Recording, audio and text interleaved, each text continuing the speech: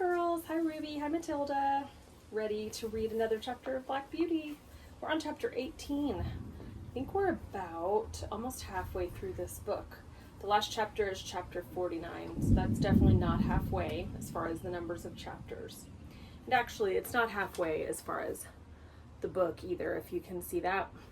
We definitely have more than halfway to go, but that's okay. I'm enjoying reading it. Chapter 18 is called Going for the Doctor. One night, a few days after James had left, I had eaten my hay and was laying down on my straw fast asleep when I was suddenly aroused by the stable bell ringing very loudly.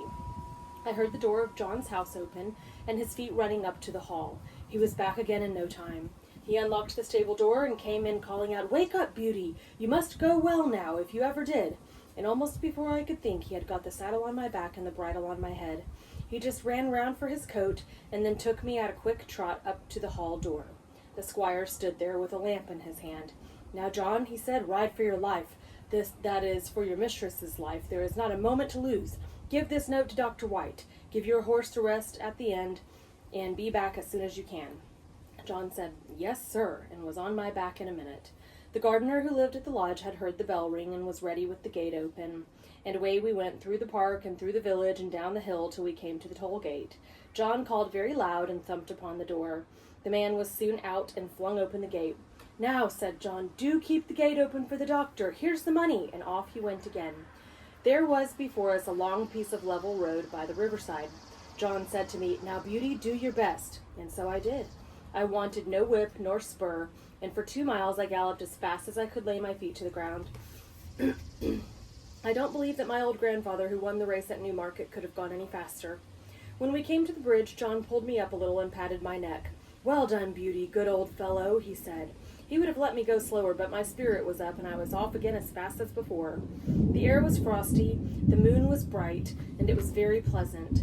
We came through a village, then through a dark wood, then uphill, then downhill, till after 8 miles run we came to the town, through the streets and into the marketplace. It was all quiet still, except for the clatter of my feet on the stones. Everybody was asleep. The church clock struck 3 as we drew up at Dr. White's door. John rang the bell twice and then knocked at the door like thunder.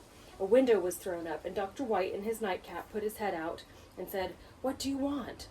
"Miss Gordon is very ill, sir. The squire wants you to go at once. He thinks she will die if you cannot get there. Here is a note." "Wait," he said, "I will come." He shut the window and was soon at the door. "The worst of it is," he said, "that my horse has been out all day and is quite done up. My son has just sent for, and he has taken the other. What is to be done? Can I have your horse?" "He has come at a gallop nearly all the way, sir, and I was to give him a rest here. But I think my master would not be against it if you think fit, sir." "All right," he said, "I will soon be ready." John stood by me and stroked my neck. I was very hot. The doctor came out with his riding whip. "You need not take that, sir," said John. "Black Beauty will go till he drops. Take care of him, sir, if you can. I should not like any harm to come to him." "No, no, John," said the doctor. "I hope not." And in a minute we had left John far behind. I will not tell about our way back. The doctor was a heavier man than John and not so good a rider. However, I did my very best. The man at the toll gate had it open. When we came to the hill, the doctor drew me up. "Now, my good fellow," he said, "take some breath." I was glad he did, for I was nearly spent, but that breathing helped me on, and soon we were in Birtwick Park. John was at the lodge gate, and my master was at the hall door, for he had heard us coming. He spoke not a word. The doctor went into the house with him, and Joe led me to the stable. I was glad to get home, for my legs shook under me, and I could only stand and pant. I had not a dry hair on my body, the water ran down my legs, and I steamed all over. Joe used to say, like a pot on fire.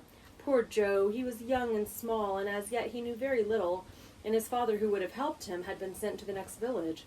I am sure he did the very best he knew. He rubbed my legs and my chest, but he did not put my warm cloth on me. He thought I was so hot I should not like it.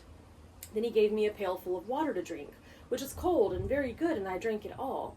He gave me some hay and some corn, and thinking he had done right, he went away.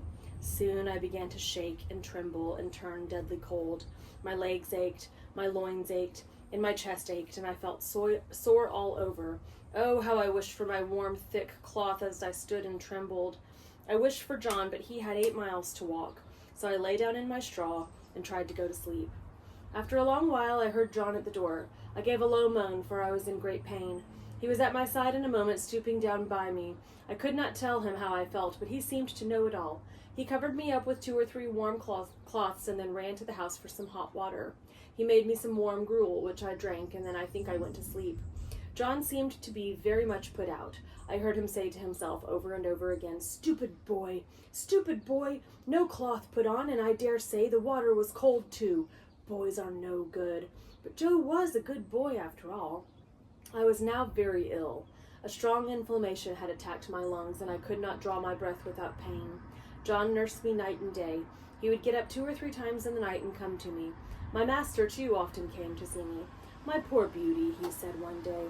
"My good horse, you saved your mistress's life, Beauty. Yes, you saved her life." I was very glad to hear that, for it seems the doctor had said if we had been a little longer it would have been too late. John told my master he never saw a horse go so fast in his life, that it seemed as if the horse knew what was the matter. Of course I did, though John thought not. At least I knew as much as this, that John and I must go at the top of our speed, and that it was for the sake of the mistress.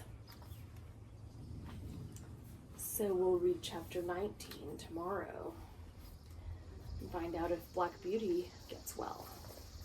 Good night, girls. Bye.